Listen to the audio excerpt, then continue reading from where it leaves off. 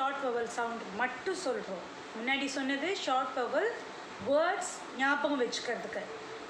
இப்போ நம்ம சொல்ல போகிறது ஷார்ட் வவலோடைய சவுண்டு மட்டும். ஆனால் ஆக்ஷனோடு சொல்லு, அப்போ தான் புரியும். ஓகேவா?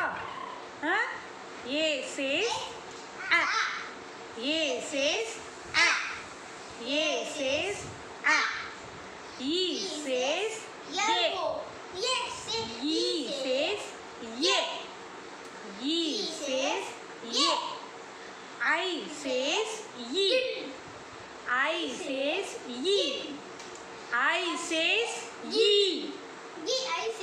I says ye, I says ye, O says ah, O says ah, O says ah, U says ah, U says a, U says a.